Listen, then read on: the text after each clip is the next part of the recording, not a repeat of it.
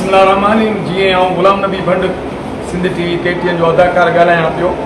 मुंहिंजी घरवारी जी चेल खां जंग ज़रबी भॼी पई ऐं चेल जो बि ऑपरेशन थियो आहे। ऐं सेवण अस्पताल में दाख़िल हुउसि। तक़रीबन मूंखे 12 ॾींहं थी विया आहिनि। हिते मुंहिंजी साहब ऐं जेके ॿियो अमलो आहे इन्हनि तमामु मूंसां जेका आहे सा मदद कई आहे। तमामु सुठा माण्हू आहिनि। हेठि पटे वाले खां वठी ऑफिसरनि ताईं उन जूं महिरबानियूं, सूमरे साहब जूं महिरबानियूं, सॼे स्टाफ जूं महिरबानियूं। हिते का बि असांखे तकलीफ़ कान्हे, का हिते रिश्वत कान्हे, को ॾोकड़ पैसो कोन था वठनि।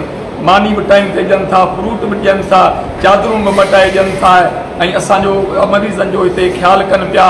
सेवण अस्पताल में जेको इलाजु थिए थो इहो इलाजु अगरि कराची में हुजे त घटि मां घटि उते 20 खां 25 लख ताईं बि ख़र्चु अची सघे थो ऐं हैदराबाद शहर में बि एतिरो थी सघे थो।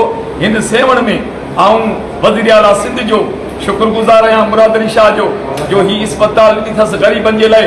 हिते जेको आहे इलाजु थिए थो ऐं हिते को ॾोकड़ पैसो, को ख़र्चु कोन्हे। को मानी बि मिले थी, फ्रूट बि मिले थो, इज़त बि मिले थी, चादरूं मिलनि थियूं, सुयूं लॻनि थियूं, दवा मिले थी, हर शइ हिते मिले थी।